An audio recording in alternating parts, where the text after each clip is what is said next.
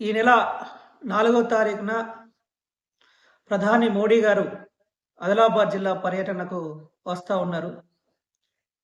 ఆదిలాబాద్ జిల్లా పర్యటన చేస్తున్న సందర్భంలో మోడీ గారు నిజంగానే అభివృద్ధి కార్యక్రమాల కోసం వచ్చుంటే బాగుండేది. కానీ వచ్చే పార్లమెంట్ ఎన్నికల్లో తమ అభ్యర్థులను గెలుపును కాంక్షిస్తూ ఎన్నికల బహిరంగ సభను కూడా నిర్వహిస్తూ ఉన్నారు.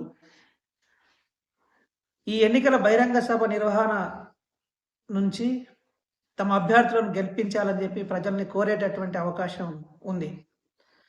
కోరే ముందు నరేంద్ర మోడీ గారికి సిపిఎం పార్టీగా మేము చెప్పదలుచుకున్నది ఏంటంటే, గత 10 సంవత్సరాల కాలం నుండి కేంద్రంలో మీ ప్రభుత్వం అధికారంలో ఉన్నది. గత 5 సంవత్సరాల కాలం నుంచి ఆదిలాబాద్ ఎంపీని ఆదిలాబాద్ జిల్లా ప్రజలు గెలిపించి బీజేపీ పార్టీకి కానుకగా ఇచ్చారు. నిన్న లేక మొన్న జరిగినటువంటి అసెంబ్లీ ఎన్నికలలో ఆదిలాబాద్ నియోజకవర్గం నుంచి ఎమ్మెల్యేను కూడా గెలిపించి మీ పార్టీకి కానుకగా ఇచ్చారు. మరి ఆదిలాబాద్ జిల్లా ప్రజలకు ఈ 10 సంవత్సరాల కాలంలో మీరు చేసింది ఏంటి అని మేము ప్రశ్నిస్తూ ఉన్నాం. ముఖ్యంగా ఆదిలాబాద్ జిల్లా అభివృద్ధి చెందడానికి కొన్ని కీలకమైనటువంటి ప్రాజెక్టులు ఆదిలాబాద్ జిల్లాలో చేపడితే ఈ జిల్లా అభివృద్ధి పథంలో ముందుకెళ్ళడానికి అవకాశం ఉన్నది. దాదాపు 2000 కుటుంబాలకు ఉపాధిని కల్పించే సిసిఐ పరోక్షంగా మరో 5000 కుటుంబాలకు ఉపాధిని కల్పిస్తుంది. ఇంకా 100 సంవత్సరాల వరకు ముడిసరుకు ఉన్నది. అట్లాంటి సిసిఐ మూతపడ్డది. ఆ మూతపడ్డ పరిశ్రమను మీరు తెరిపిస్తామని చెప్పి ఎన్నికల్లో హామీ ఇచ్చారు. కానీ ఇప్పటి వరకు దానికి అతి లేదు గతి లేదు. అట్లనే ఆదిలాబాద్ నుండి ఆర్మూర్ రైల్వే లైన్ వేయిస్తామన్నారు. దానికి సంబంధించినటువంటి ప్రతిపాదనలు ఏమి లేవు. ఈరోజు ఆదిలాబాద్ ప్రజలు రాజధానికి వెళ్ళాలి అని అంటే మహారాష్ట్ర గుండా ప్రయాణం చేసి 9 గంటలు ప్రయాణం చేస్తే కానీ హైదరాబాద్ చేరుకోలేని దీనస్థితిలో ఉన్నారు.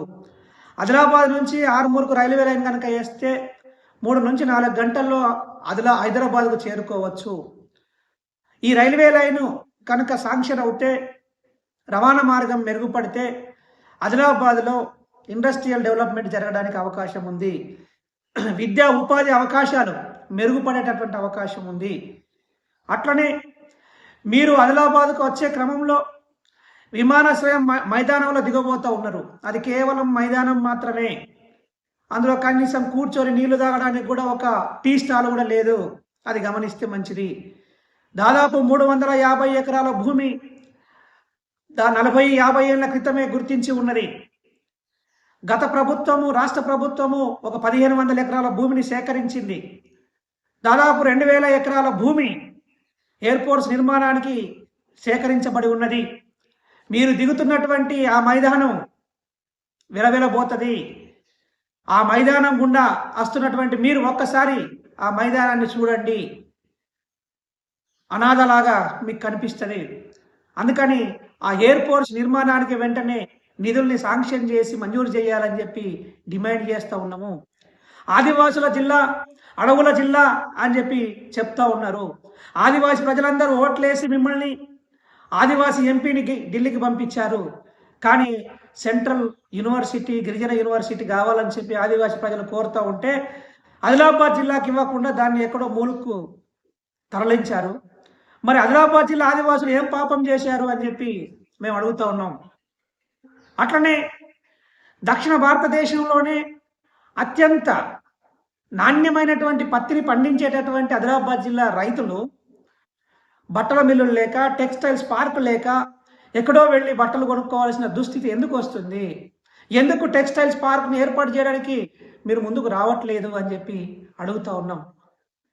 కాబట్టి కేంద్ర ప్రభుత్వం ఇప్పటికైనా ఆలోచన చేయాలి. నరేంద్ర మోడీ ఇప్పటికైనా ఆలోచన చేయాలి. మిమ్మల్ని ఓట్లేసి గెలిపించినటువంటి ఆదిలాబాద్ ప్రజల రుణం తీర్చుకోవడం కోసం అవకాశం లభించింది. అందుకని ముందు ఇవన్నీ ప్రకటన చేసిన తర్వాతనే మీరు ఓట్లు అడగాలి. లేకపోతే ఈ ఆదిలాబాద్ జిల్లా ప్రజలను ఓట్లు అడిగే నైతిక హక్కు, అర్హత మీకు లేదు అని చెప్పి సందర్భంగా మేము చెప్పదలుచుకున్నాం. ఆదిలాబాద్ జిల్లా ప్రజలు కూడా ఆలోచన చేయండి. ఎన్నిసార్లు బీజేపీకి ఓట్లేసి గెలిపిస్తారు, ఎన్నిసార్లు మోసపోతారు ఒకసారి ఆలోచన చేయమని చెప్పి అడుగుతూ ఉన్నాము. మన పిల్లగాళ్లకు ఉద్యోగాలు లేదు, పారిశ్రామిక అభివృద్ధి లేదు, వ్యవసాయ రంగం కుంటుపడింది. ఇవన్నీ ఇబ్బందులతోని ఆదిలాబాద్ జిల్లా ప్రజలు మళ్ళా బీజేపీకి ఎట్లా ఓట్లు వేస్తారో ఒకసారి పునరాలోచన చేయాల్సినటువంటి అవసరం ఉంది.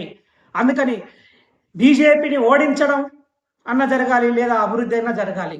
అభివృద్ధి కోసం బీజేపీని ఓడించడం తప్ప మరొక మార్గం లేదు. ఆ రకంగా ఆదిలాబాద్ జిల్లా ప్రజలు నిర్ణయం తీసుకోవాలని చెప్పి భారత communist party, Marxist CPM party విజ్ఞప్తి చేస్తూ ఉంది. ఈ నెల 4వ తారీఖున ప్రధాని మోడీ గారు ఆదిలాబాద్ జిల్లా పర్యటనకు వస్తూ ఉన్నారు. ఆదిలాబాద్ జిల్లా పర్యటన చేస్తున్న సందర్భంలో మోడీ గారు నిజంగానే అభివృద్ధి కార్యక్రమాల కోసం వచ్చి ఉంటే బాగుండేది.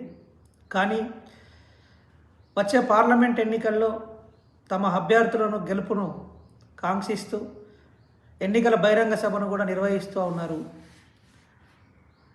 ఈ ఎన్నికల బహిరంగ సభ నిర్వహణ నుంచి తమ అభ్యర్థులను గెలిపించాలని చెప్పి ప్రజల్ని కోరేటటువంటి అవకాశం ఉంది.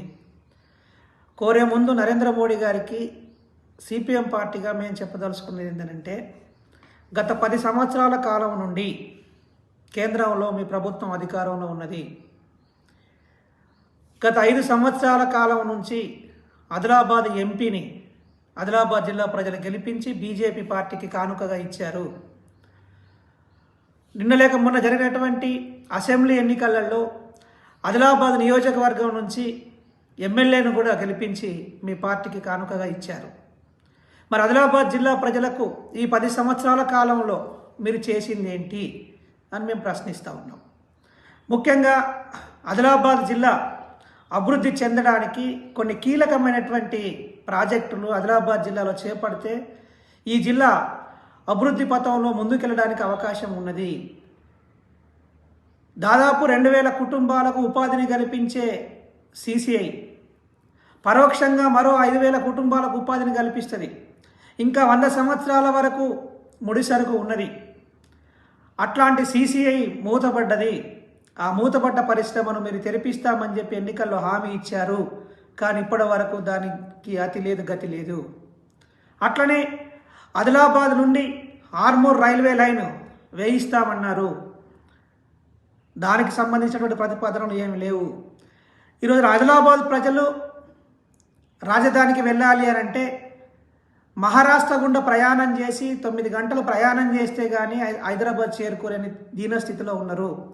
ఆదిలాబాద్ నుంచి ఆర్మూర్కు రైల్వే లైన్ కనుక వేస్తే 3 నుంచి 4 గంటల్లో హైదరాబాద్కు చేరుకోవచ్చు. ఈ రైల్వే లైను కనుక శాంక్షన్ అవుతే, రవాణా మార్గం మెరుగుపడితే ఆదిలాబాద్లో ఇండస్ట్రియల్ డెవలప్మెంట్ జరగడానికి అవకాశం ఉంది. విద్యా ఉపాధి అవకాశాలు మెరుగుపడేటటువంటి అవకాశం ఉంది.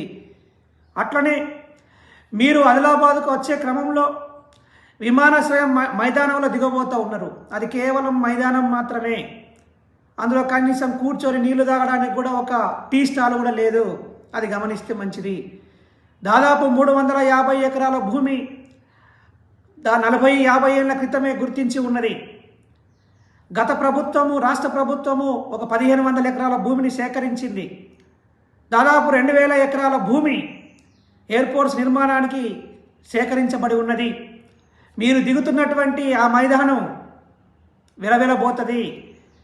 ఆ మైదానం గుండా వస్తున్నటువంటి మీరు ఒక్కసారి ఆ మైదానాన్ని చూడండి, అనాథలాగా మీకు కనిపిస్తుంది. అందుకని ఆ ఎయిర్పోర్ట్స్ నిర్మాణానికి వెంటనే నిధుల్ని శాంక్షన్ చేసి మంజూరు చేయాలని చెప్పి డిమాండ్ చేస్తూ ఉన్నాము. ఆదివాసుల జిల్లా, అడవుల జిల్లా అని చెప్పి చెప్తా ఉన్నారు. ఆదివాసి ప్రజలందరూ ఓట్లేసి మిమ్మల్ని ఆదివాసీ ఎంపీని ఢిల్లీకి పంపించారు. కానీ సెంట్రల్ యూనివర్సిటీ, గిరిజన యూనివర్సిటీ కావాలని చెప్పి ఆదివాసీ ప్రజలు కోరుతూ ఉంటే ఆదిలాబాద్ జిల్లాకి ఇవ్వకుండా దాన్ని ఎక్కడో మూలకు తరలించారు. మరి ఆదిలాబాద్ జిల్లా ఆదివాసులు ఏం పాపం చేశారు అని చెప్పి మేము అడుగుతూ ఉన్నాం. అట్లనే దక్షిణ భారతదేశంలోనే అత్యంత నాణ్యమైనటువంటి పత్తిని పండించేటటువంటి ఆదిలాబాద్ జిల్లా రైతులు బట్టల మిల్లులు లేక, టెక్స్టైల్స్ పార్క్ లేక ఎక్కడో వెళ్ళి బట్టలు కొనుక్కోవాల్సిన దుస్థితి ఎందుకు వస్తుంది? ఎందుకు టెక్స్టైల్స్ పార్క్ని ఏర్పాటు చేయడానికి మీరు ముందుకు రావట్లేదు అని చెప్పి అడుగుతూ ఉన్నాం. కాబట్టి కేంద్ర ప్రభుత్వం ఇప్పటికైనా ఆలోచన చేయాలి, నరేంద్ర మోడీ ఇప్పటికైనా ఆలోచన చేయాలి. మిమ్మల్ని ఓట్లేసి గెలిపించినటువంటి ఆదిలాబాద్ ప్రజల రుణం తీర్చుకోవడం కోసం అవకాశం లభించింది. అందుకని ముందు ఇవన్నీ ప్రకటన చేసిన తర్వాతనే మీరు ఓట్లు అడగాలి.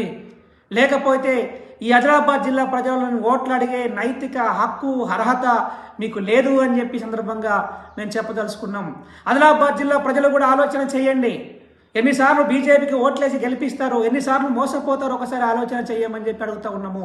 మన పిల్లగాళ్లకు ఉద్యోగాలు లేదు, పారిశ్రామిక అభివృద్ధి లేదు, వ్యవసాయ రంగం కుంటుపడింది. ఇవన్నీ ఇబ్బందులతోనే ఆదిలాబాద్ జిల్లా ప్రజలు మళ్ళా బీజేపీకి ఎట్లా ఓట్లు వేస్తారో ఒకసారి పునరాలోచన చేయాల్సినటువంటి అవసరం ఉంది. అందుకని బీజేపీని ఓడించడం అన్న జరగాలి, లేదా అభివృద్ధి అయినా జరగాలి. అభివృద్ధి కోసం బీజేపీని ఓడించడం తప్ప మరొక మార్గం లేదు.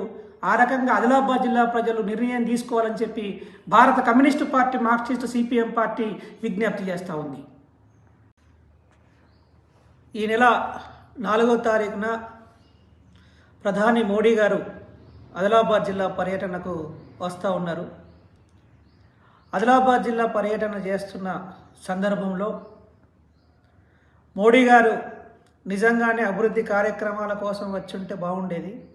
కానీ వచ్చే పార్లమెంట్ ఎన్నికల్లో తమ అభ్యర్థులను గెలుపును కాంక్షిస్తూ ఎన్నికల బహిరంగ సభను కూడా నిర్వహిస్తూ ఉన్నారు.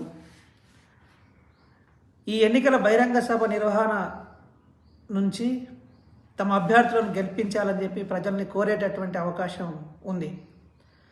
కోరే ముందు నరేంద్ర మోడీ గారికి సిపిఎం పార్టీగా మేము చెప్పదలుచుకున్నది ఏంటంటే, గత 10 సంవత్సరాల కాలం నుండి కేంద్రంలో మీ ప్రభుత్వం అధికారంలో ఉన్నది. గత 5 సంవత్సరాల కాలం నుంచి ఆదిలాబాద్ ఎంపీని ఆదిలాబాద్ జిల్లా ప్రజలు గెలిపించి బీజేపీ పార్టీకి కానుకగా ఇచ్చారు.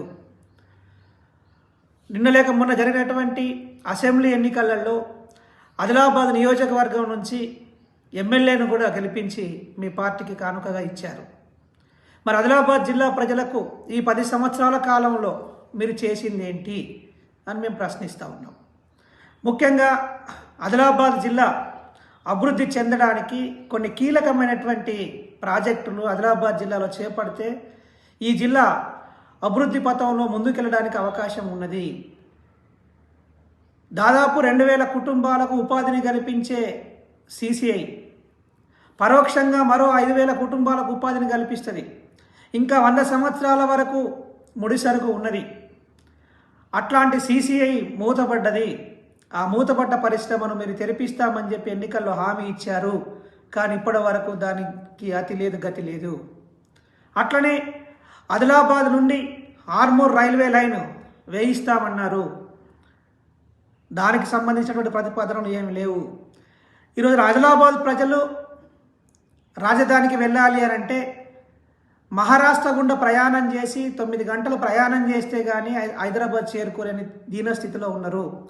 ఆదిలాబాద్ నుంచి ఆర్మూర్కు రైల్వే లైన్ కనుక వేస్తే 3 నుంచి 4 గంటల్లో హైదరాబాద్కు చేరుకోవచ్చు.